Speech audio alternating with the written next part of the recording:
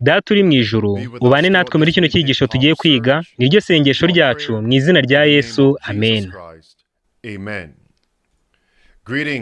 Muraho neza mwese, turabasuhuje cyane abadukurikira mu bihugu bitandukanye byo ku isi ndetse n'abadukurikiye bwa mbere. Mwese muhawe ikaze muri kino cyigisho. Ibi ni ibyigisho bidukangura mu bya mwuka muri runo rugendo turimo tujya mu ijuru. Ni njyewe ugiye kucyigisha, nitwa Andrew Henry Kez. Ikaze buri umwe kandi ikaze kuri buri wese muri bino byigisho tuvuga ku buhanuzi bw'amategeko y'icyumweru.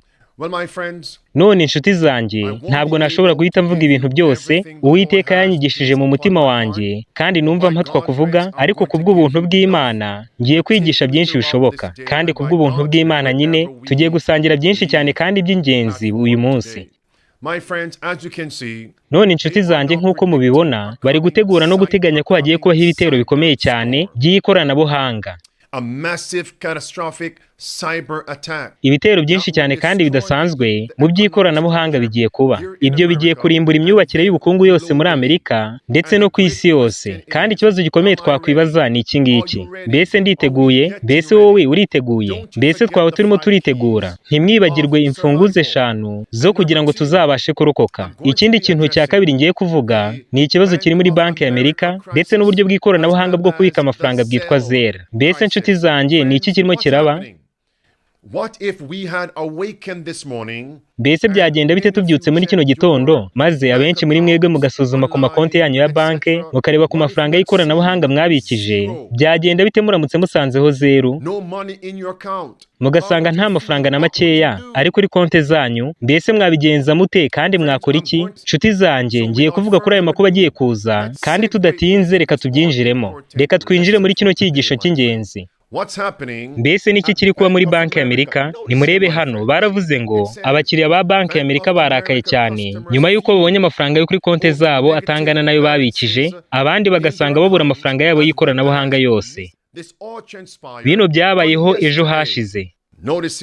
Nimurebe hano uko bavuze. Baratangaje ngo abakiriya ba Banki ya Amerika barakajwe cyane no kubura amafaranga yabo kuri konti zabo, kandi hari abantu amagana menshi batanze ubuhamya bw'uko bari bamerewe. Umwe yavuze ngo nta kintu na kimwe nsigaranye, amafaranga yose nayabuze, kuko kuri konti yanjye nasanze hariho ubusa. Mbese amafaranga yanjye yagiye hehe? Abakiriya b'iyo banki barimo baribaza aho amafaranga babikije yo yagiye. Kandi guhererekanya amafaranga mu buryo bw'ikoranabuhanga birimo ikibazo. Barakomeza ngo abakiriya barimo barinuba nyuma yo kubura amafaranga yabo yose ku makonti yabo, kandi n'uburyo bwo kuyohererezanya hakoreshejwe ikoranabuhanga bukaba butarimo umutekano kugeza ubu. Barakomeza ngo ubutumwa bugufi buri kuri application ya Banki ya Amerika bwatanzwe ku wa 4 mu gitondo bwavugaga ko kohererezanya amafaranga mu buryo bw'ikoranabuhanga kuva ku wa 7 nimugoroba kugeza ku wa 3 mu gitondo amafaranga batazabasha kuyohererezanya. Mbese inshuti zanjye, ibi ngibi murabibona ko byatangiranye n'iminsi ya weekend. Ngiye kubereka amashusho mu mwanya mutoya aho bavuga ko igihe cyiza cyo gutangaza ko ubukungu bugiye kugwa ariko umunsi wo kwa nyuma nimugoroba, vendredi. Dufite byinshi turi burebe, ariko reka duhere kuri ibi ngibi. We have this breaking news as well. Some Bank of America customers say money is missing from their accounts. Amakuru mashya dufite uyu munsi nuko abakiriya ba Banki ya Amerika babyutse bagasanga amafaranga yabo ari kubura ku makonti yabo. Benshi bari kuvuga bino bintu cyane ku mbuga nkoranyambaga babibwirana. Kugeza muri kino gitondo tumaze kuvugana n'umuntu umwe atubwira ko amaze kureba amafaranga yo kuri konti ye agasanga hariho ubusa. Twegereye ubuyobozi bwa Banki ya Amerika ngo tubabaze, ariko ntabwo baradusubiza. Nimwe muritse gatoya. Hano hari ayandi mashusho y'abantu bamwe ku giti cyabo barimo baraganya bavuga kuri bino bintu. Nimubakurikirane. Bitsa kuri Banki ya Amerika, kandi buri wese uri ahangaha yabuze amafaranga ye yose yabikije kuri iyo banki. Njye nabuze amafaranga yanjye $30,000 by'amadolari nabikije kuri iyo banki, kandi ndacyategereje ngo ndebe ko hari icyahinduka. Hano hari abandi bantu benshi nabo babuze amafaranga yabo. Turacyarimo turibaza ngo mbese byagenze bite? Amafaranga twabikije yabuze uyu munsi, kandi ntabwo tuzi uwayatwaye. Abashinzwe kwita ku bibazo by'abakiriya ntacyo barimo baradusubiza. Reka tumenye niba ariko namwe byagenze. Mbese nawe wabuze amafaranga amafaranga yawe, uyu nguyu yabuze ibihumbi 250 by'amadolari, kandi abakozi ba banki bari hano uyu mwanya bari kutubwira ko ntacyo babikoraho kandi ko ntacyo bahita badufasha. Uyu nguyu iri hano yabuze amafaranga ye, n'uriya nawe yabuze amafaranga ye. Mbese nawe wabuze amafaranga yawe? Yego. Iki ngiki ntabwo ari ikibazo cy'umuntu umwe, kuko biragaragara ko kiri ku bantu bose. Banki ya Amerika yahisemo gutwara amafaranga y'abaturage itabamenyesheje, ariko ntabwo barimo baradusubiza. Namwe mwese niko bimeze? Yego niko bimeze. Murabibonye inshuti, murabibonye neza. Hano hari ibindi nabyo itangazamakuru ryatangaje. Some Bank of America customers woke up this morning and discovered money missing from their accounts. Abakiriya ba Banki ya Amerika babyutse uyu munsi basanga amafaranga yose babikije kuri iyo banki yabuze yose yavuyeho. Abakiriya ba Banki ya Amerika kandi bavuze ko uburyo bwo kohererezanya amafaranga mu buryo bw'ikoranabuhanga butarimo burakunda. Ibyo byatangiye muri kuno kwezi kwa mbere kwa 2023. Ubuyobozi bwa Banki ya Amerika ntabwo buratangaza icyateye ibi ngibi, ariko buravuga ko bugiye gukurikirana kino kibazo bakareba uko basubiza amafaranga abakiriya babo. Nshuti zanjye, igihe twavugaga ibi ngibi bamwe baravugaga ngo ntabwo bizigera bibaho. Mbese ubu ngubu ntabwo turimo turabona ibimenyetso. Mbese muzi icyo bamwe mu banenga n'abapfapfa n'abakobanyi bagiye kuvuga ubu ngubu? Ubu bagiye kuvuga ngo ibisa n'ibi ngibi n'ubundi byigeze kubaho, kandi barabikemura bigasubira ku murongo. Bati none ni ukubera iki mwagira ubwaka? Kubera iki mwabyitaho cyane? Bati nta kintu kidasanzwe turimo turabona, nimureke dusubire gusinzira kandi duceceke, kuko ibintu bihora uko byahoze. Ibyo ngibyo nibyo abakobanyi bagiye kuvuga kuri ibi, ariko bidatinze kandi vuba cyane. Igihe kino kibazo kizaboneka ku rwego rukomeye cyane, ntibazabona icyo bavuga. Nta gusubira mu bihe bisanzwe guhari, ahubwo bagiye kuzana ibyo bita ibihe bishya, ari byo new normal, kandi bino bizatugeza mu makuba y'ikimenyetso cy'inyamaswa. Hano hari Elizabeth Warren, umusenateri mu gihugu cya Amerika, avuga kuri aya makuba. Yaranditse ku rubuga rwe rwa Twitter ati kuri Banki ya Amerika ndetse n'uburyo bwo kubitsa amafaranga mu buryo bw'ikoranabuhanga bwitwa Zelle bongeye nanone gutenguha abakiriya babo, aho amafaranga bikije kuri konti z'abaturage arimo kugenda abura akavaho burundu. Bino bigomba gukemurwa mu buryo bwihuse cyane, kandi abaturage bagomba guhabwa indishyi. Namaganya bino bikorwa by'ubujura bukomeye cyane mu buryo bwo kubitsa amafaranga ku ikoranabuhanga, kandi bino birongera kugaragaza ko ba nyirayo mabanki bongeye gutenguha abaturage. Kandi inshuti zanjye, ntimwibagirwe ko Banki ya Amerika n'abandi batunzi batandukanye b'isi, abo bose bigize guhura na Papa Francis mu minsi yashize, bahura na Papa w'i Roma.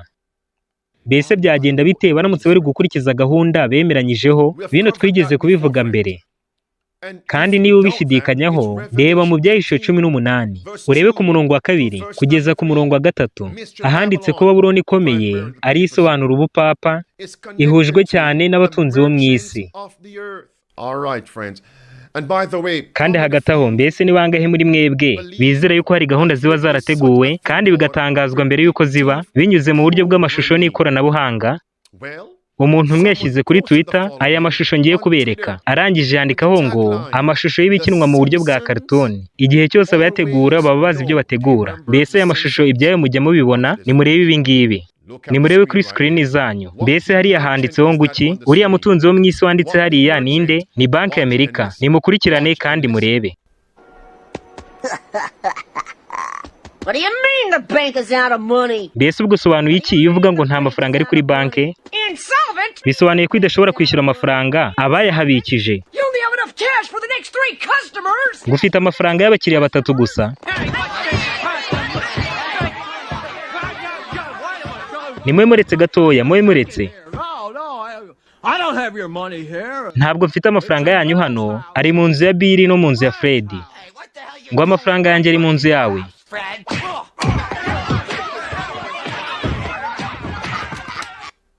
Do you see it, my friends? Mbese murabibonye inshuti zanjye? Murabibonye neza?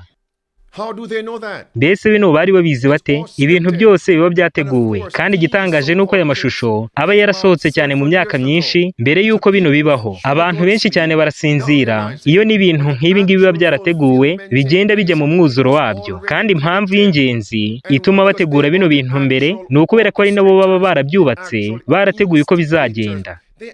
Nibo bandika aya mafilime, maze bagakoresha uburyo bw'ibishushanyo kugira ngo bagaragaze ibi ngibi baba barateguye. Ibyo ni mubimenye neza bene data bashiki banjye. Kubona amashusho nk'aya ngaya avuga bino bintu bakanandikaho ngo ni Banki ya Amerika, mbese ubwo bino ntibyarigerageza. kandi bikaba ari n'uburyo bwo gutangira gushyira mu bikorwa gahunda zabo. Mbese bino bintu byabayeho ku mpanuka cyangwa ahubwo n'Imana irimo iragira ngo idukangure kugira ngo idutegurire amakuba akomeye cyane agiye gutera. Igihe kiraje ubwo utazaba wemerewe kugura no kugurisha. Ukubura kw'amafaranga yose ari kuri banki kugiye kuza. Reka mbibereke mbikuye ku muntu umwe mu batunzi b'isi, murebe neza uko byateguwe. Reka turebe abakora mu kigo gikuru cya Amerika gishinzwe ubwishingizi no kwizigama cyitwa FDIC, aribyo bivuze ngo Federal Deposition Insurance Corporation. Reka turebe ibyatangajwe n'abari muri iyo myanya y'ubuyobozi bukuru. Muribuka mu minsi mike ishize ko naberetse amashusho atandukanye avuga kuri zino nama zateguwe n'abayobozi ba kino kigo gikuru cya Amerika gishinzwe ubwishingizi no kwizigama hamwe n'abandi bayobozi bakuru b'amabanki y'Amerika, bavuga bati rwose muceceke, ntimuzatume bino bintu bigira ku bantu benshi. Barashaka kubigumana kandi bakabihisha kugeza igihe gahunda bateguye ishyirirwa mu bikorwa. Muri iyo nama bari bafite mu minsi ishize bavugaga kuri ibyo ngibyo byo kubura kw'amafaranga yabikijwe mu mabanki, kandi bakavuga bati ntabwo bishobora guhagarikwa. Kandi muribuka yuko bavuze ko igihe cyiza cyo gutangaza ibyo ngibyo byo kubura kw'amafaranga no kugwa k'ubukungu bigomba kuba ku wa nyuma nimugoroba. Nimubyumve neza nshuti zanjye, kandi munabirebe neza mukurikije ibyo tumaze igihe twiga. Nimwumve neza uko bavuze muri ino nama bari bafite muri FDIC, ikigo gikuru cya Amerika gishinzwe ubwishingizi no kwizigama. Muravuga ibyo kubika amafaranga yanyu ahantu hari umutekano, yose nimuyabike mu bigo bya Amerika by'ubwishingizi no kwizigama. Mukwiye no gutekereza ku by'ingaruka zitateganyijwe zo kubwira abantu benshi cyane ko amafaranga yose bari barabitse mu mabanki yabo kandi bizeye ko afite umutekano, igihe babyuka bakayabura. Abantu bashobora guteguzwa ko ibyo bintu bishobora kuba mu mabanki yose babitsamo amafaranga yabo, ariko abayobozi b'ibyo bigo bibika amafaranga ntibakwiye gutangariza abantu uko gahunda yose imeze. Igihe twatanga itangazo nk'iryo byaba ari kuwa nyuma vendredi nijoro.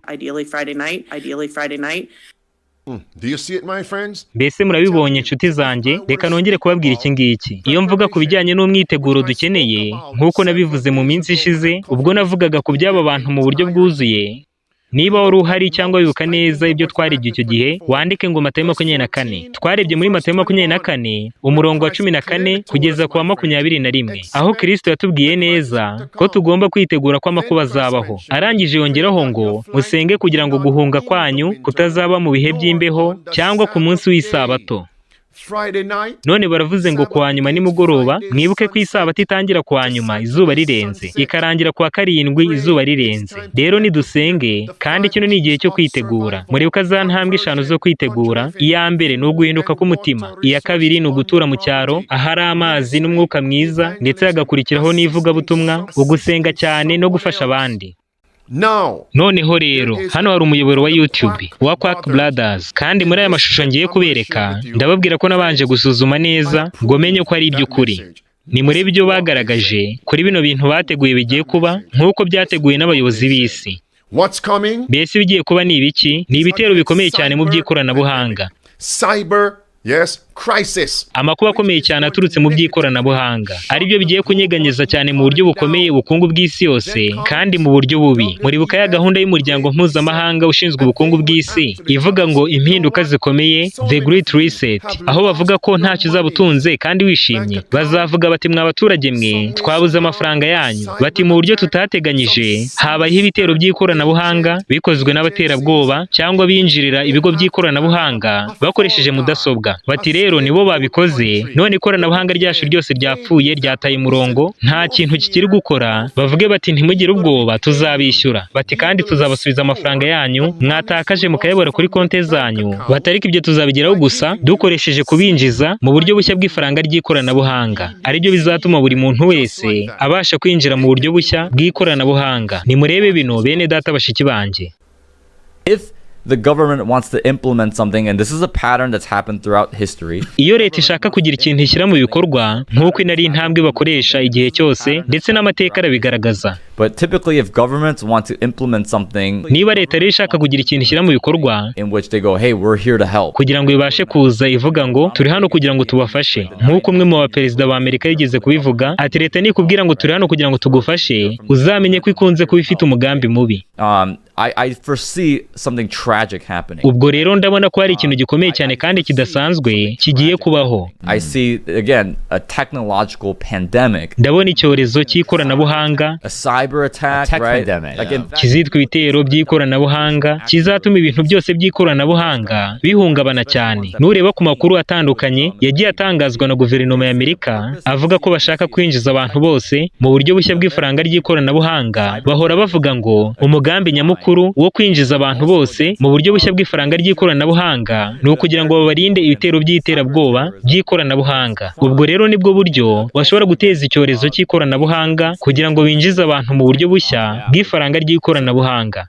A technological pandemic? Ngo icyorezo cy'ikoranabuhanga, yego nshuti, ibi bintu tugiye kubireba mu buryo burambuye, kandi nimwibuke ko igihe cyose bakoze ibi bintu igikurikiraho bahita bakubwira uzi icyo ari cyo, bahita bababwira ngo nimwubarare mwumvire, nimwumvire amategeko mashya n'ibyo tubasaba kandi ku itegeko, mwumvire gahunda twashyizeho, kandi dushingiye ku buhanuzi bwa Bibiliya, itegeko n'ihame nyamukuru rihatse ibi bintu byose ni ugusenga no kuruhuka ku munsi w'icyumweru ku gahato. Umugambi ni ukubuza abantu bose kubahiriza no kweza umunsi wa karindwi w'Isabato. Rero nimurebe bino neza. I'm just painting a scenario here. Ndimo ndababwira ibintu bigiye kubaho. Right? I could potentially see, and again, ndabona ko hagiye kubaho, kandi nk'uko byatangiye, ibi ntabwo ari igitekerezo cyanjye cyangwa uko mbyumva cyangwa se wenda uko mbitekereza. having a tech virus Ndabona virusi y'ikoranabuhanga that attacks your mobile phones, logs into your bank account, yibasira amatelefone yose, ikinjira ku makonti y'abantu bose, yaba amafaranga babika ku matelefone no ku mabanki, and then siphons your money away. iyo virusi igatwara amafaranga yose ikayakuraho. Ibyo rero nibimara kubaho, leta izaza ifatanyije n'ibyo bigo byose bibika amafaranga, maze bavuge bati miliyari nyinshi z'amakonti ku isi zibasiwe, kandi mwabuze amafaranga yanyu niba ari amagana, ibihumbi cyangwa amamiliyoni bitewe na virusi y'ikoranabuhanga yibasiye isi yose, kandi kugeza uyu munsi ntabwo turabasha kuyigenzura. Bati none amafaranga yose uko yakabaye turayashaka kugira ngo dutangirane n'ifaranga rishya ry'ikoranabuhanga.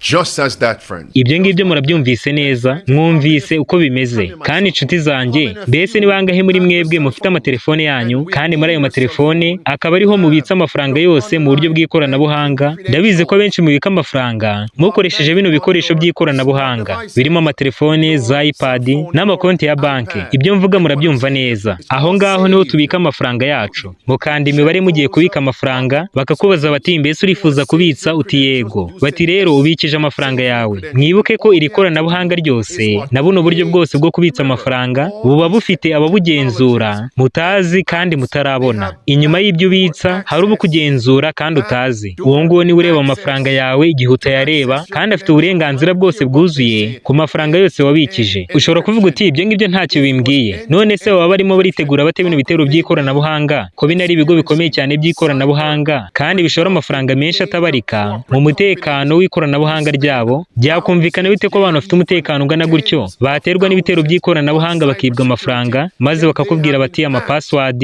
n'amakode yo kubitsa ku makonti byivangavanze ku bw'ibitero by'ikoranabuhanga? Ibyo byateza ibibazo bikomeye mu bukungu bw'abantu. Muri kumva neza ibyo ndimo ndavuga, kandi biraje. Nimwongere mwumve neza. You know, I think the scary part of that scenario as well is they're going to. Ndatekereza ko ikintu gitangaje cyane muri ibyo ngibyo byose ni uko bagiye gukoresha ikoranabuhanga rikomeye ry'ubwiru, kandi bakagirana amasezerano n'ibigo by'ikoranabuhanga kugira ngo babashe gushyira izo gahunda mu bikorwa. Ikoranabuhanga rigenzura abantu naryo, artificial intelligence, rigiye kuba riri muri bino bintu. Nimureba amakoranabuhanga atandukanye guverinoma yacu ikoresha kugira ngo babashe gutegeka no kugenzura abantu. Ni nako n'ibyo ngibyo bizaba bimeze kandi bizaba bikomeye. Ikindi twavuga hano mbere yuko tujya ku yindi ingingo nuko iri faranga rikoreshwa mu buryo bw'ikoranabuhanga ni kimwe mu bintu by'ingenzi cyane bigomba gukoreshwa muri ya gahunda bise impinduka zikomeye. Muri iyo gahunda y'impinduka zikomeye kandi baravuga ngo dushobora kuzakuraho imyenda yawe yose, ngo ariko ibyo ngibyo bizasaba yuko tugomba kugira ifaranga rimwe ry'ikoranabuhanga rikoreshwa ku isi yose, ngo kugira ngo tubashe kumenya yuko nta byaha bikorwa mu buryo bw'ikoranabuhanga cyangwa se bya bitero by'ikoranabuhanga. Ubwo rero ibyo ngibyo bizaba bikorwa nk'aho bazanye igisubizo.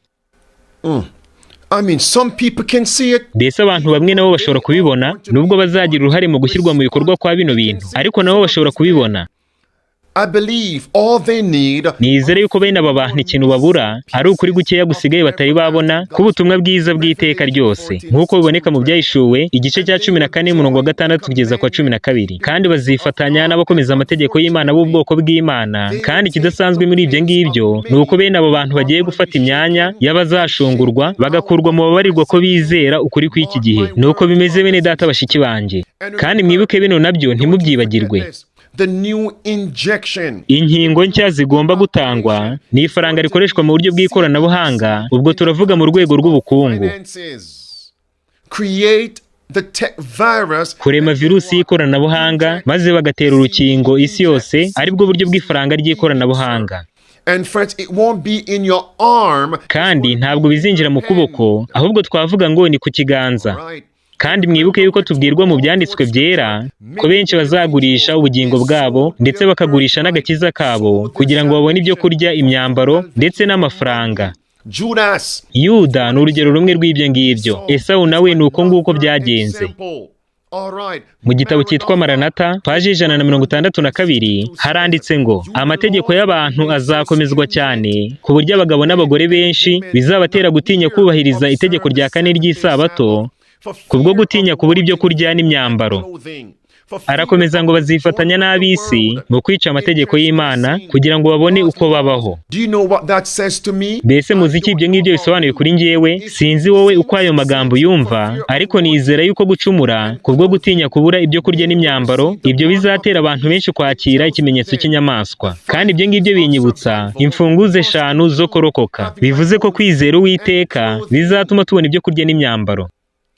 Urufunguzo rwa 3 mu mfunguzo 5 ni ukwimukira mu cyaro aho dushobora kwihingira no kwiterera ibyo kurya kuko ikibazo cyo kugura no kugurisha kigiye kuzakomera cyane. Ndibwira yuko ibyo ngibyo bisobanutse cyane. Igihe cyose twitondera kandi dushyira mu bikorwa ayo mahame yose ijambo ry'Imana ryavuze kugira ngo tuzabashe guhagarara muri kino gihe cy'akaga, tuba natwe ubwacu turimo turigirira neza. None inshuti zanjye, reka mvuge n'iki ngiki kimwe mbere yuko nimuka kuri iyi ngingo. Umuntu umwe yanyandikiye arambwira ngo nibashyira bino bintu mu bikorwa bagatwara amafaranga yose abikijwe bazasanga 0 kuri konti yanjye. Yego nibyo, ushobora gufunga konti yawe wenda mu gihe gitoya, ariko n'ubundi amafaranga yose nayo mu ntoki nayo barashaka kuyagenzura. Nicyo gituma basaba buri muntu wese kwinjiza amafaranga ye mu buryo bw'ikoranabuhanga. Bamwe mu bizera ukuri kw'iki gihe bashobora kuba bafite ibibazo mu by'ubukungu, bigatuma bibaza ngo mbese ngiye kubigenza gute, nzabasha guhagarara gute muri bino bihe. Ariko mwibuke yuko mu minsi ishize nigeze kuvuga neza kuri iyi ngingo yuko ikintu ubura hari mwene data cyangwa mushiki wawe wahindutse by'ukuri ugifite. Niyo mpamvu dukwiye gukorera hamwe kandi tugafashanya. Rumwe mu mfunguzo 5 zo kugira ngo tuzabashe kurokoka ni ugufasha bagenzi bacu bandi. Dukwiye gukora nk'uko umubiri ukora, nk'uko biboneka mu rwa 2 rw'Abakorinto igice cya 12. Haranditse ngo umubiri ufite ingingo nyinshi ariko ingingo zose ntizifite umumaro umwe.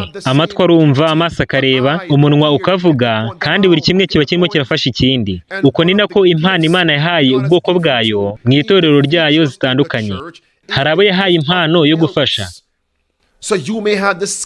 Birashoboka ko waba ufite ubumenyi bwo kwiteguza abantu iminsi y'imperuka, noneho mugenzi wawe wahindutse afite ubushobozi bwo gushyigikira uwo murimo. Rero dukwiye gukorera hamwe. Reka kandi mvuge n'iki ngiki, mubanze musenge kandi mwiyirize ubusa mbere yo gukora uwo murimo wo gukorera hamwe. Kubera iyihe mpamvu ni mu nyumve neza. Bitewe n'uko ari umugambi wa Satani kuba yahuza umugabo runaka n'umugore runaka, kandi mu maso y'Imana abo bantu badakwiye guhuza ngo bashyingiranwe, bikaba byatuma bose barimbuka.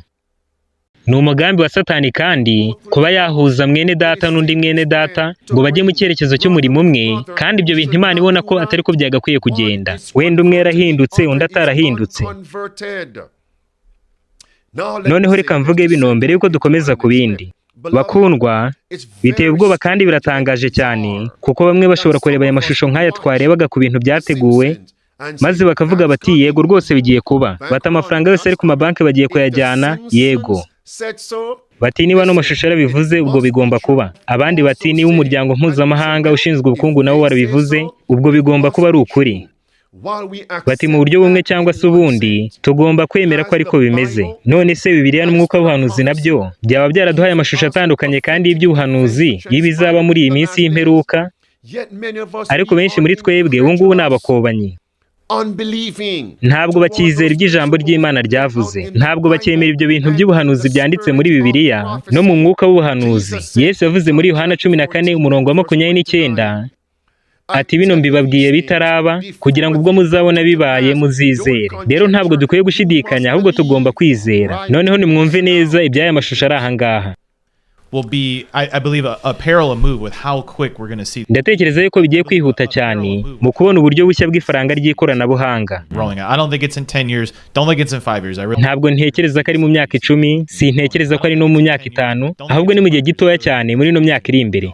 I don't think it's 10 years. Ati sintekereza ko ari mu myaka 10, ati sinatekereza ko ari mu myaka 5, ati ahubwo bigiye kwihuta cyane muri kino gihe kuruta uko abantu babitekereza. Bene data, ubu buryo bushya ni systeme y'amafaranga y'inyamaswa. Ntabwo ndi kuvuga ko ifaranga ry'ikoranabuhanga ari ryo kimenyetso cy'inyamaswa, ariko nimwibuke neza. Tubwirwa yuko ikimenyetso cy'inyamaswa gihuye cyane no kubuza abantu kugura no kugurisha. None ni gute bagenzura byuzuye ibyo kugura no kugurisha baramutse badafite uburyo buhagije bwo kubishyira mu bikorwa? Iyi ni inzogera itubwira ngo dukanguke. Hagomba kubaho uburyo bw'ikoranabuhanga bubafasha kubuza abantu kugura no kugurisha. Ni systeme y'amafaranga y'inyamaswa. Bashobora kugenzura ibyo ugura, bashobora no kukubwira ibyo ugomba gutunga uko bigomba kuba bingana. Reka ngarukira aho ngaho, ubwo murabyumva neza. Noneho ntimwibagirwe ibyo uyu muntu avuze muri aya mashusho tumaze kureba, kubera ko mu kanya gatoya ngiye kubereka ibindi bintu aho barimo baravuga ngo Expect the cyber pandemic nimwitegura icyorezo cy'ikoranabuhanga within 2 years. muri iyi myaka 2 gusa iri imbere. Yes. Reka tureba no mashusho yandi murabyibonera.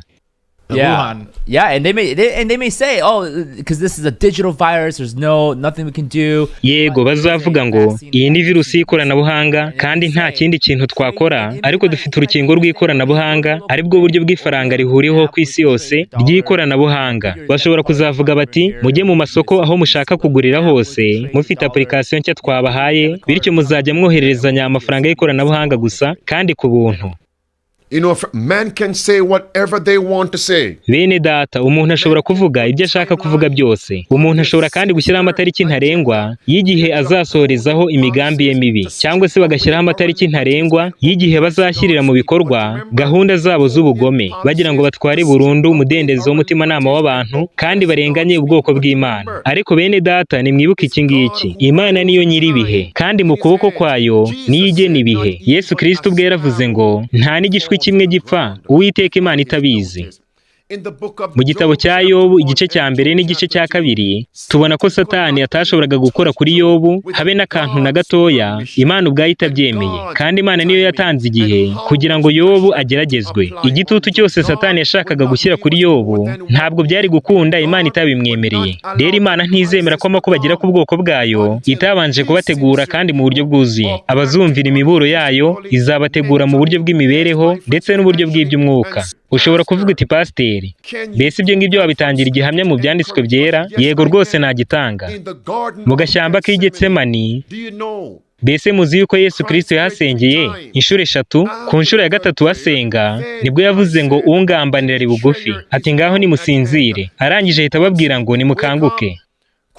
None ikibazo ni iki ngiki: mbese Satani agenzura ibihe? Iyo Satani aza kuba agenzura ibihe, yari kuzana Yuda n'abaje gufata Yesu mbere yuko Yesu Kristo ahabwa imbaraga. Mbese muri ayo masengesho inshuro 3 ni ku isengesho rya kangahe yaherewemo imbaraga kugira ngo abashe kujya mu nkiko kandi arenganywe, kandi kugira ngo ahabwe imbaraga zo kwihanganira kubambwa i Karuvari? Ntabwo ari ku isengesho rya mbere, nta nubwo ari ku isengesho rya kabiri, ahubwo ni ku isengesho rya 3 kandi rya nyuma yasengeye i Getsemani. None ninde wakumiraga Satani kugira ngo atazana ayo makuba Yesu Kristo atarahabwa imbaraga? Ninde wari ufatiye Yesu imiyaga y'ibyago n'imiyaga y'akarengane n'imiyaga y'urupfu kugeza ubwo Yesu Kristo aba afite imbaraga z'iby'umwuka yiteguye neza? Ninde wakoraga ibyo ngibyo? Ni Data wa twese.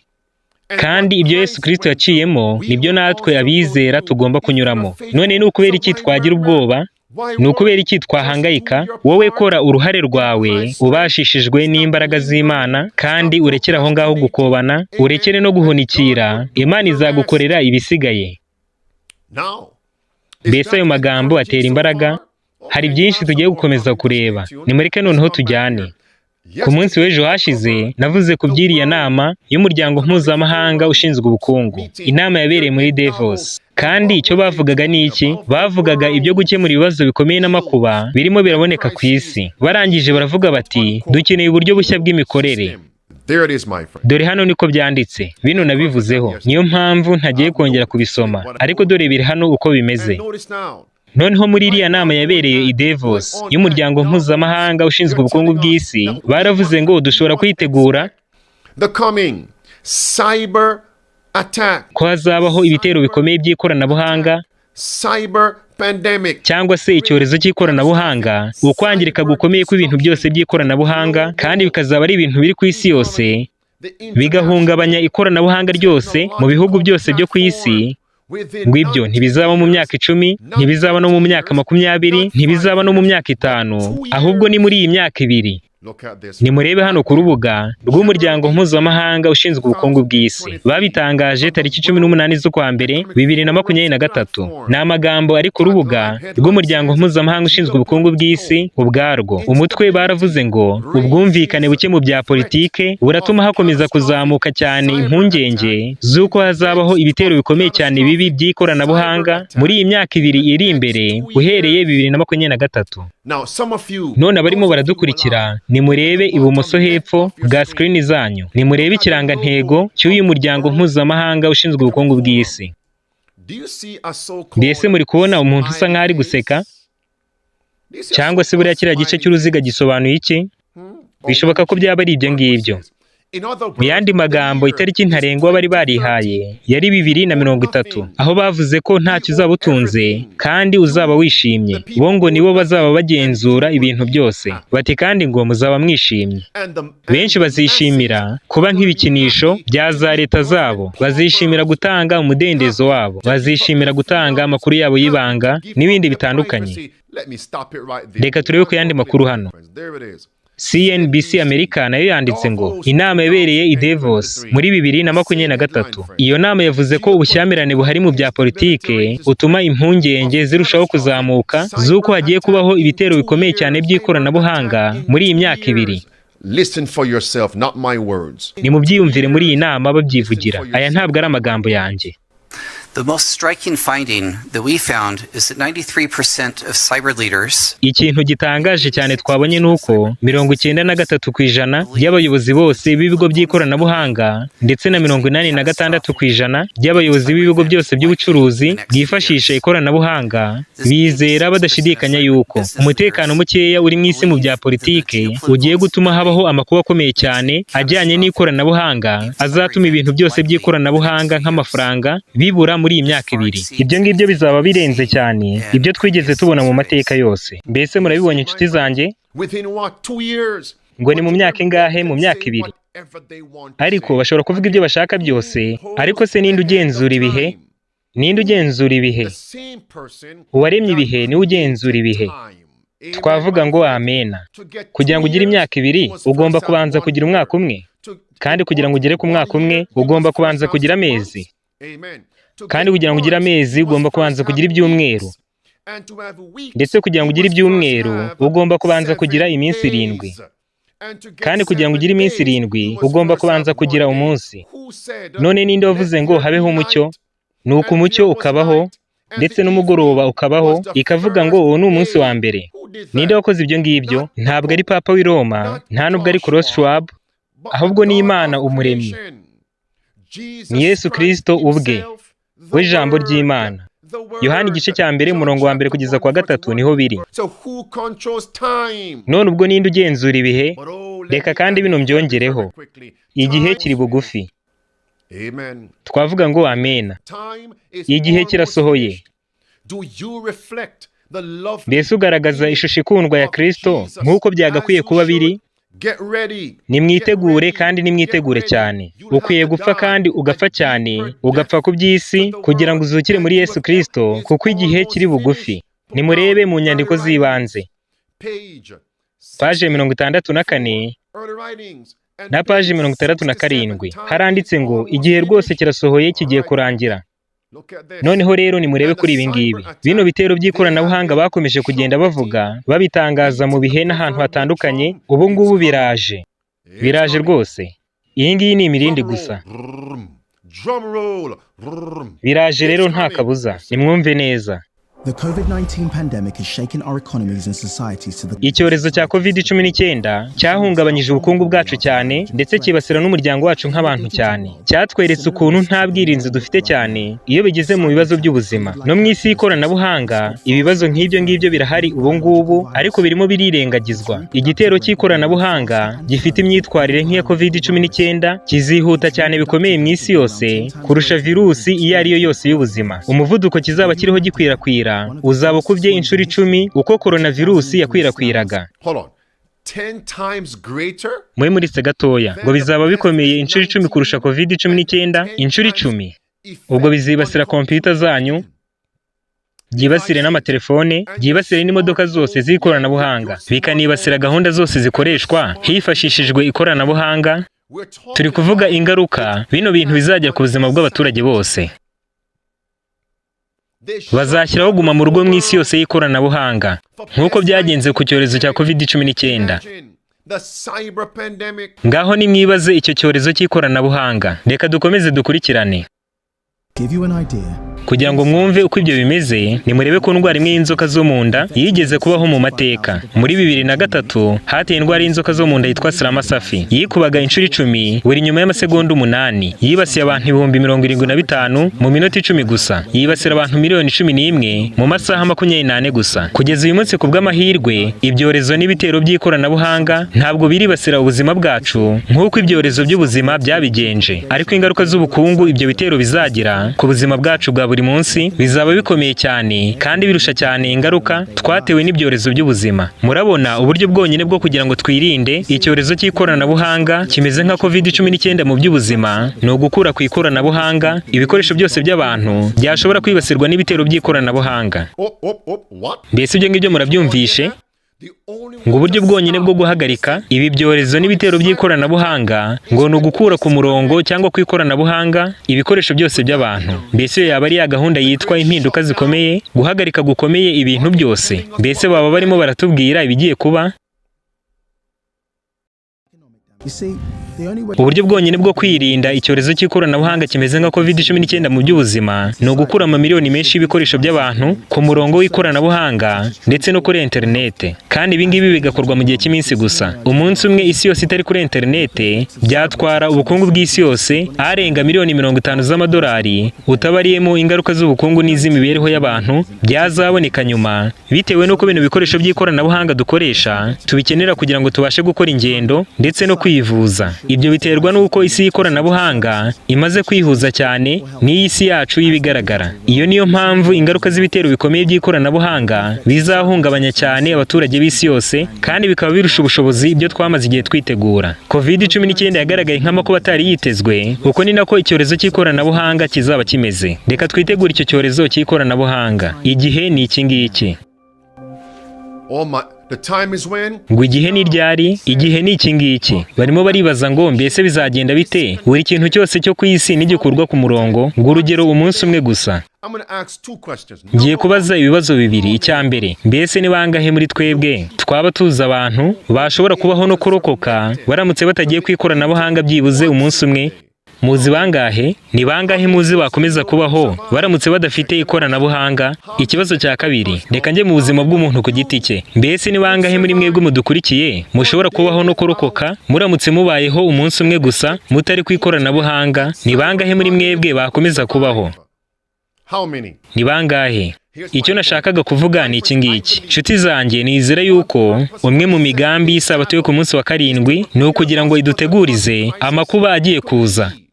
Mbese byashoboka ko umunsi umwe, ubwo ndavuga ku isabato y'ukuri, ko twakwikura byuzuye ku bintu byose by'ikoranabuhanga, tukava muri gahunda zose z'ikoranabuhanga z'iby'isi, izo dukenera dukoresha interinete. Icyo gihe twaba turimo dutegura abafasha bacu n'imiryango yacu ndetse n'abana bacu, dutegura n'umuryango wose inevitable. kuri kino cyorezo kidashobora guhagarikwa cy'ikoranabuhanga. Not guesswork. The inevitable crisis. Ntabwo bino ari ibishobora kubaho, ahubwo ni amakuba adashobora guhagarikwa. Ndetse ubu ngubu turimo turumva guhinda kwayo. Niba rero tudashobora kuva ku ikoranabuhanga byibuze umunsi umwe wonyine, ngo twikure ubwacu ku bintu byose by'ikoranabuhanga, niba tudashobora gukora ibyo ngibyo kubw'amahitamo yacu, mbese ubwo twaba twiteguye aya makuba agiye gutera? Ubwo ntabwo twaba twiteguye, kuko ntabwo tuzi igihe bizabasaba kugira ngo babe basubizaho ikoranabuhanga, kandi niba narisubizaho rizaba rigendana n'amategeko ya gahunda y'umunyabugome.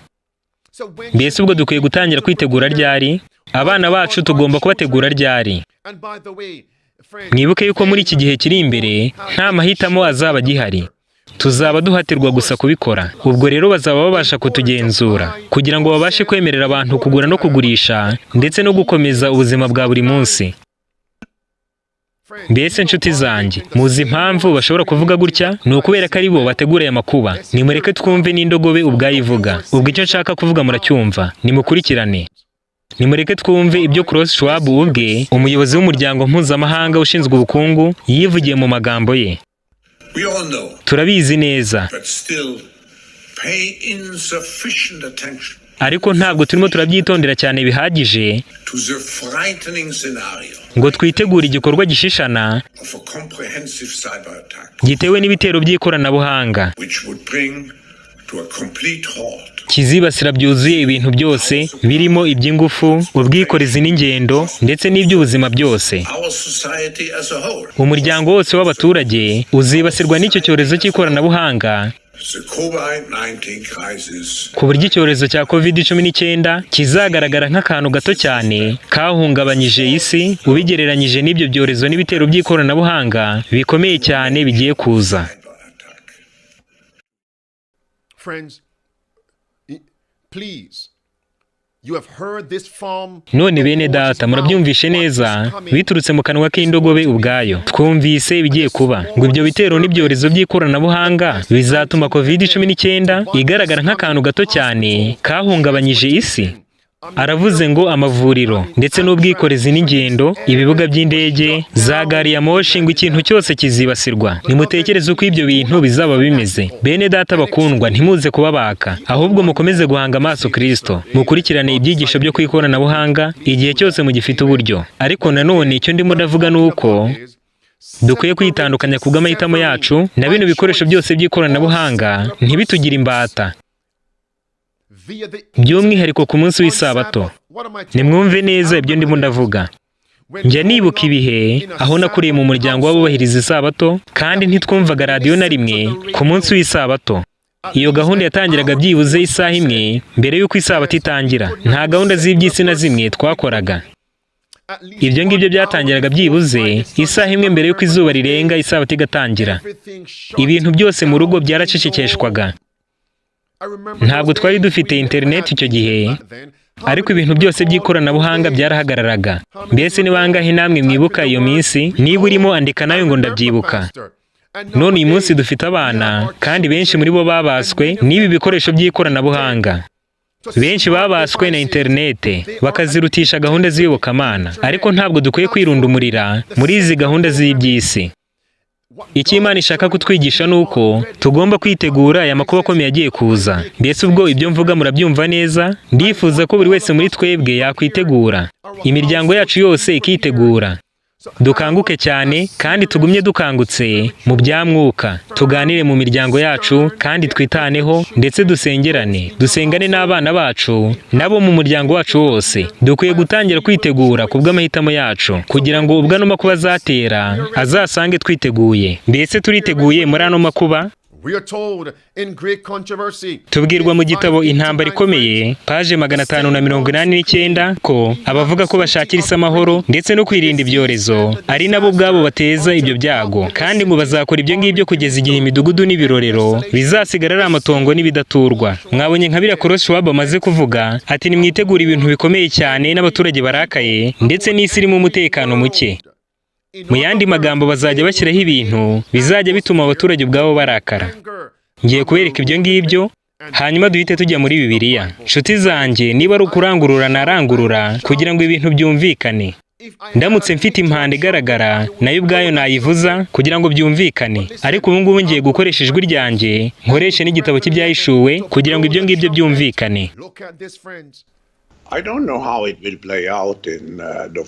Ntabwo nzi neza uko ibintu bizaba bimeze mu kwezi kwa 12,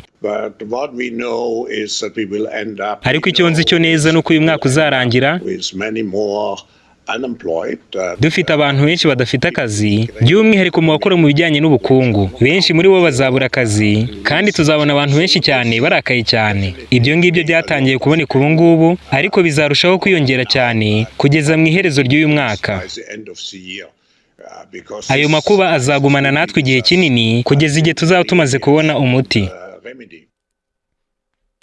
Murabyumvise neza? Ibyahishuwe 11. Bibiliya iratubwira ngo mu gihe cyo kuvuzwa ko impanda ya 7 izaba ariyo mpanda ya nyuma. Kandi Bibiliya iranavuga uturutse ku murongo wa 14 kugeza kwa 19, by'umwihariko ku murongo wa 18 ahanditse ngo amahanga yararakaye nuko umujinya wawe uraza. Mbese umujinya w'Imana ni uwuhe? Umujinya w'Imana usobanurwa mu buryo bubiri. Uburyo bwa mbere ni ibyago 7 by'imperuka, uburyo bwa kabiri ni urupfu rwa kabiri rw'iteka.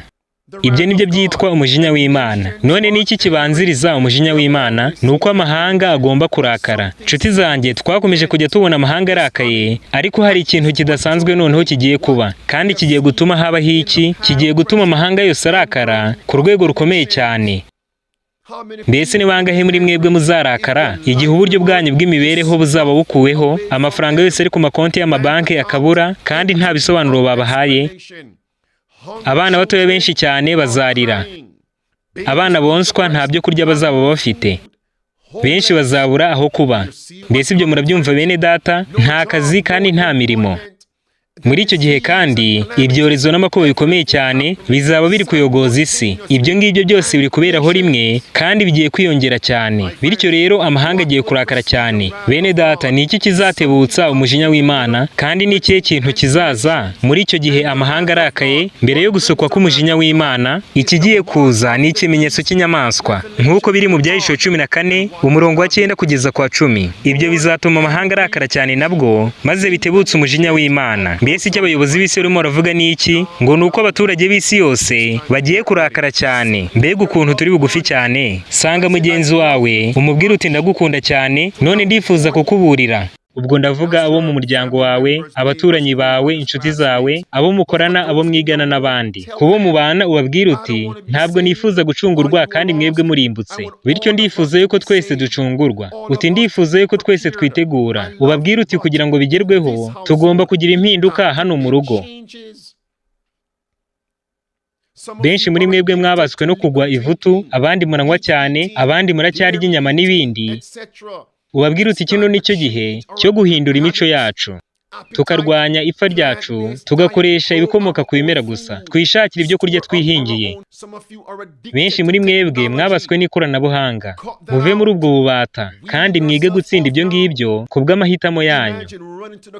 Ibaze uri muriruka mu karengane ukavuga uti reka ndebe telefone yanjye. Ibaze uri muriruka ujya mu buvumo uvuga uti reka ndebe kuri telefone yanjye ndebe abanyandikiye. Utereka mpunge ariko nkwiye kureba ibinezeza n'ibindi nk'ibyo ngibyo. Mbese murumva byumvikana? Ntabwo ibyo byumvikana na gatoya. Ibyo byaba ari nk'ubusazi. Kandi Satani we azi neza ibyo arimo arakora. Noneho reka mvuga ibi ngibi. Bibiliya itubwira mu rwa mbere rwa Timoteyo igice cya 6 umurongo wa 10. Haranditse ngo kubwo gukunda impiya cyangwa amafaranga ni wo muzi w'ibibi byose. None inshuti zanjye nimunyumve neza, gukunda ikoranabuhanga nawo ni umuzi w'ibibi byose. None se amafaranga menshi cyane ubu ngubu abarizwa hehe? Abarizwa mu buryo bw'ikoranabuhanga. Uzanarebe neza, abakora muri bino bigo by'ikoranabuhanga nibo bafite amafaranga menshi cyane. N'abakora bino bikoresho dukoresha by'ikoranabuhanga nabo nibo bafite amafaranga menshi cyane. Aho ngaho niho amafaranga menshi cyane ari. Ubwo dushatse twanavuga ngo kuko gukunda ikoranabuhanga ari umuzi w'ibibi byose. Ubwo n'ubusobanuro bwanjye. Dufite ingeri ya Bibiliya ya King James, ariko noneho wavuga ngo iyo ni ingeri ya Andrew Henriquez. Noneho nimurebe hano, ni amakuru yatangajwe nanone n'umuryango mpuzamahanga ushinzwe ubukungu bw'isi. Nimurebe neza, baravuze ngo impuguke zikomeye cyane zari mu nama yabereye i Davos ziravuga ko hakwiye gutegurwa byihuse igisubizo cy'isi yose kizaturuka ku mugari ukomeye cyane w'ibitero by'ikoranabuhanga. Ibyo buri wese abyumve neza. Baravuze ngo umugari w'iby'ikoranabuhanga, bavuze ko bizaba ryari, ngo ni muri iyi myaka 2 iri imbere uhereye ubu, ngo hagiye kuza umugari w'ibitero by'ikoranabuhanga. Igihe nabonaga kandi nkasoma bino, nahise nibuka icyo Bibiliya ivuga ku mugari ukomeye cyane ugiye gutera, ndetse nibutse n'amagambo umwuka w'ubuhanuzi uvuga ku mugari ukomeye ugiye gutera. Bakomeje hano ngo impuguke zari mu nama yabereye i Davos zavuze ko muri uyu mwaka wa 2023 uzaba umwaka ukomeye cyane mu bijyanye no kubura umutekano w'iby'ikoranabuhanga. Bati hagiye gutera umugari ukomeye cyane w'ibitero by'ikoranabuhanga. Iyi nteruro ntimuyibagirwe, iravuga ko hagiye gutera umugari ukomeye w'ibitero by'ikoranabuhanga. Mureba ariya magambo y'ubururu niko byanditse. Hepfo amagambo y'umutuku bavuze ngo ndatekereza ko uyu mwaka wa 2023 uzaba umwaka ukomeye cyane w'ibitero byinshi by'ikoranabuhanga. Ubwo rero ngo umugari ukomeye cyane uraje. Nimureke tujye muri Bibiliya. Matayo 16:3 Yesu Kristo yaravuze ngo umugari ukomeye cyane uraje.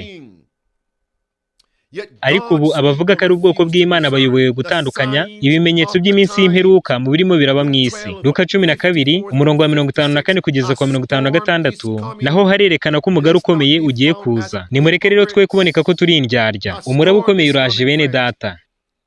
Ibyeshuwe 7 naho havuga ibyo ngibyo. Ndabigeraho ubwo ndaba mvuga ku bijyanye n'ivugabutumwa. Umuraba ukomeye cyane uraje. None nabo baravuga ko hagiye kubaho umugari ukomeye ujyanye n'ibitero by'ikoranabuhanga. Dukeneye za mfunguzo 5 zo kurokoka kugira ngo tubashe kwitegura ano makuba. Umugari ukomeye cyane uraje. Mu gitabo ivugabutumwa haranditse ngo umugari ukomeye cyane uraje kandi uje mu mbaraga zawo zose. Mbese twiteguye guhura nawo. Ntabwo dukwiye gukomeza kuvuga ngo amakuba akomeye yo mu minsi y'imperuka agiye gutera, kuko twamaze kuyasohoramo. Dukeneye inkota y'Uwiteka kugira ngo ibashe kwahuranya ubugingo bwose, idukureho irari ry'umubiri, ipfa ry'ibyo kurya ndetse n'ibyifuzwa byo muri iyi si. Rero umugari ukomeye cyane uraje. Kandi nanone tubwirwa mu mwuka w'ubuhanuzi ngo uwo mugari ukomeye cyane uhujwe n'itegeko ry'icyumweru. Uwo muvumba uhujwe n'amategeko y'icyumweru. Kandi umunsi w'icyumweru niwo uzaba ikimenyetso cy'inyamaswa igihe uzashyirwaho agahato k'itegeko rya leta, bitewe n'uko umunsi w'icyumweru uhuye cyane n'inyamaswa. Iyo nyamaswa ivugwa ni ubupapa. Niyo yavuzwe mu Gishasha 13 kuva ku murongo wa 1 kugeza kwa 10, hanyuma kuva ku murongo wa 11 kugeza kwa 18 havuga muri Leta Zunze Ubumwe za Amerika. Rero umugari ukomeye cyane uraje. Kandi mu Gishasha 7 haravuga ngo Uwiteka aracyafashe imiyaga. Ni kuva ku murongo wa 1 kugeza kwa 3. Ngo ni ukubera icyo abamarayika b'Uwiteka bagifashe imiyaga, ni ukugira ngo ubwoko bw'Imana bushyirweho ikimenyetso mu ruhanga rwabo. Ikimenyetso cy'Imana ni umunsi wa 7 w'isabato kubwo kunesha icyaha mu bugingo bwacu. Urwa 2 rwa Timoteyo igice cya 2 umurongo wa 19 havuga iby'ikimenyetso cy'Imana. Havuga kunesha icyaha no kubahiriza amategeko yose y'Imana, harimo n'itegeko rya 4 ry'isabato. Rero umugari ukomeye cyane uraje bene data. Kandi tubwirwa mu gitabo cy'intambara ikomeye ngo ubwo umugari ukomeye uzaba wegereje, inteko nini y'abavugaga ko bizera ubutumwa bwa marayika wa 3, by'umwihariko marayika wa 3 wo mu Gishasha 14, ngo benshi cyane bazava mu myanya yabo maze bifatanye n'abari mu murongo w'abarwanya uko kuri. Uko niko bimeze bene data. Kandi ubwo tubona bino bitero by'ikoranabuhanga bigenda byiyongera, birerekana ko n'ibindi bigiye kuza. Bari kuvuga ngo ibyo bitero by'ikoranabuhanga bigiye kuba mu myaka 2 uturutse ubu ngubu. Ariko twe twumvira Imana gusa, yo ivuga ngo muhore mwiteguye umunsi wose. Uyu munsi turi kubona benshi mu bavugaga ko bizera ubutumwa bwa marayika wa 3 bavuye muri uko kwizera bakajya mu mirongo y'abakurwanya. Abo ni abasubira nyuma. Rero umugari ukomeye cyane uraje. Ni umugari mu buryo bubiri. Uwa mbere twatangiye kuwubona, undi nawe ugiye kuza bidatinze. Umugari ukomeye cyane uraje. Kandi ubwo tubona uwo mugari utwegereje cyane, icyo dukwiye gukora ni iki? Dukwiye gukora ivugabutumwa rikomeye tuburira bene data. Niko byanditse mu ivugabutumwa paje 704. Ubwo rero umugari ukomeye cyane uraje. Elena White yaranditse ngo hagiye kubaho amakuba akomeye ikaramu y'umuntu itabasha kwandika ngo ibisobanure. Ariko bene data, Imana yacu ni Imana y'urukundo, yaduhaye igihe cy'agahenge kugira ngo twamamaze ubu butumwa kandi twitegure. Ndamutse ndi wowe, nahamagara umuntu runaka cyangwa se nkamwandikira cyangwa se nkamwoherereza email kugira ngo akanguke abashe kumenya ibigiye kuba, musangiza ibyo twize uyu munsi. rero umugari ukomeye cyane uraje, kandi icyo dukwiye gukora ni ukubaka kuri rutare. Mbese urutare ninde? Urwa mbere rw'Abakorinto igice cya 10 kuva ku murongo wa mbere kugeza ku wa 4 havuga ko urwo rutare ari Yesu Kristo. Urufunguzo rwa mbere mu mfunguzo 5 zo kurokoka ni ukubaka kuri Yesu Kristo, bitewe n'uko umugari ukomeye ugiye kuza ukikubita kuri buri nzu yose kugira ngo harebwe uwubatse ku rutare. Bene data, dusabe Imana kugira ngo tubashe guhagarara muri bino bihe dushikamye. Ariko abubatse ku musenyi, ndavuga abubatse ku magambo y'abantu atari ku ijambo ry'Imana, bagiye gushungurwa kandi bazatabwa hanze. Rero dukeneye kubaka kuri rutare, inshuti zanjye. Paragarafu ya 2 hano haranditse ngo mbese turi umwe na Yesu Kristo, kandi se turi umwe na Data? Mbese turabasangira kamere na Yesu Kristo? Mbese dufatanya nawe igihe cyose? Amagambo y'umutuku hepfo ahasoza haranditse ngo mbese ibirenge byacu bishikamye ku rutare rw'iteka. Tugiye kumva indirimbo ya bene data ivuga ngo nikomeze ku rutare, kandi dukeneye kwikomeza ku rutare, urutare rw'iteka ryose. Yesu Kristo niwe rutare rw'iteka ryose. Nimureke twimukire mu cyaro aho dushobora kubaka n'amazu yacu agaragara ku rutare. Kino nicyo gihe bene data, twubake ku rutare ari we Yesu Kristo, kandi dufatanye na bene data batandukanye nabo bahindutse by'ukuri. Nimureke rero dusabirane, kandi mwakoze kubana natwe mu cyigisho uyu munsi. Yesu Kristo aravuga ngo mbese ntushobora kubana amaso nanjye isaha imwe? Nimureke rero twumva indirimbo ya bene data. Mwakoze kubana natwe muri kino cyigisho. Tugiye kuririmba indirimbo ivuga ngo nikomeze ku rutare. Turizera yuko muri buhabwe umugisha. We're built on the rock, the living rock, on Jesus, the rock of ages. So shall we abide the faithful shore, when loud and tempest rages. We're built on the rock, on the soil, on the rock. We're built on the rock, on the soil, on the rock. We're built on the rock, on the solid rock, on Christ the mighty rock. Some built on the sinking sands of life, on visions of earthly treasure. Some built on the waves of sin and strife, of fame and worldly pleasure. We're built on the rock, on the soul, on the rock. We're built on the rock, on the soul, on the rock. We're built on the rock, on the solid rock, on Christ as the mighty rock. Oh, built on the rock, forever sure, the firm and the true foundation. Its hope is the hope we